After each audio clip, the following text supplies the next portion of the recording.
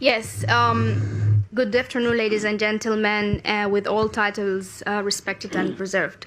My name is Nisreen Al-Saim. I'm from Sudan, but today, and to make it easier to Mr. Prime Minister of Italy, my name is 47% of the world population.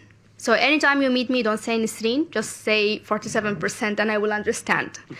This 47% is only the people who are aged between 15 and 29. We are not yet talking about the people 30 to 35. We are not also talking about children, which is by far more than this number. So we are basically represent more than the half of the population of the planet. So it's not a gift or it's not a privilege to listen to us. Actually, it's an obligation because we represent most of the population of the world. After saying this, I feel very heavy speaking to you today. Not because of public speaking issues, I don't have these issues, but because I don't see our legitimate Prime Minister, Dr. Abdullah Hamdok, and his cabinet among you today because of what's happening in my country, Sudan. Which actually reminds me that all of the journeys and the fights for justice are very much similar.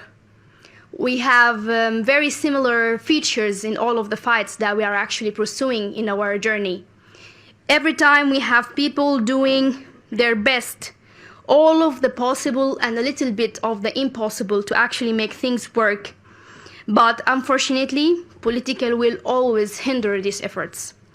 Young people in all cases are giving their time, efforts, ideas, and even money to preserve their rights to freedom, peace, and justice, and also, of course, clean and healthy environment. The right to have a future, the right to even work in their election campaigns to become prime ministers or presidents of their countries, to become you, basically, one day, if we have this future. Young people around the world, but specifically in Africa, are surrounded by enormous challenges, all of them somehow related to the absence of political will. Coup.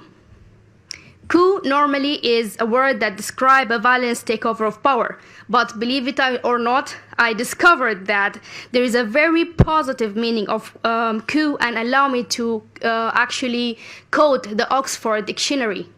I'm not a native English speaker, and that's why I'm quoting. Coup means an instance and successfully achieving something difficult. This is the kind of coups we want and we need. So can we have a coup, this COP? In a positive way, of course. Let's put the U into COP. Yes. Finally, I have two things. I'm not worried about both the civil movement to Sudan nor the climate movement around the world. I have zero doubts that both journeys will succeed and will come to a very good final. But I'm actually worried about you. You have to choose the right side of the battle.